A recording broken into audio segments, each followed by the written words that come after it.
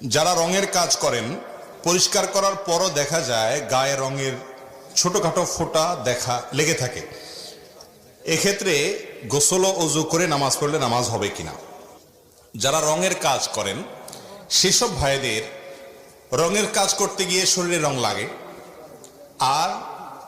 বেশিরভাগ রঙই সাধারণত এরকম যেগুলোর কারণে আমাদের ত্বকের উপরে, চামড়ার উপরে আলাদা একটা প্রলেপ পড়ে যায়।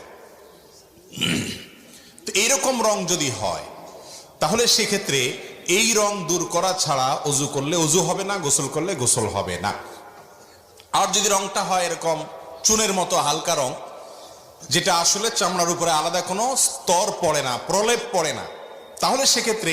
সেই রং থাকা অবস্থাতেও যদি আপনি ওযু করেন এবং ডলে ওযু করেন, তাতে আপনার ওযু হয়ে যাবে ইনশাআল্লাহ। তো এখন কথা হলো, ছোটখাটো রঙের যে ছিটা পড়ে সেগুলো হয়তো আমরা অনেক সময় দূর করতে পারি না, আবার আমাদের নামাজ পড়তে হয়। তো এই ক্ষেত্রে করণীয় হলো, রং রিমুভ করার জন্য বিভিন্ন রকমের ওয়েল পাওয়া যায়, তেল পাওয়া যায়, বিভিন্ন রকমের আপনার কেমিক্যাল পাওয়া যায়, যেটা দিয়েই হোক আপনাকে রংটা তুলতে হবে। কারণ আপনার ত্বকে যদি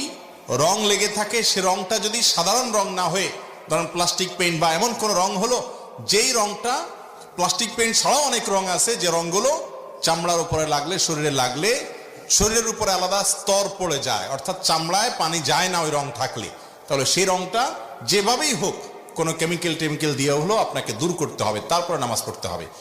এছাড়া যদি আপনি ওযু করেন তাহলে আপনার ওযু হবে না, আর ওযু না হলে নামাজও হবে না। এই জন্য রঙের কাজ যারা করেন, যেহেতু মুসলমান নামাজ পড়তে হবে, তারা রং রিমুভ করার জিনিসগুলো রাখবেন এবং এমন পোশাক আশাক পরে রঙের কাজ করবেন যে শরীরে খুব কম লাগে, যদি লেগেও যায় তাহলে সেগুলো একটু দেখে দেখে রিমুভ করে তারপর ওযু করতে হবে ইনশাআল্লাহ।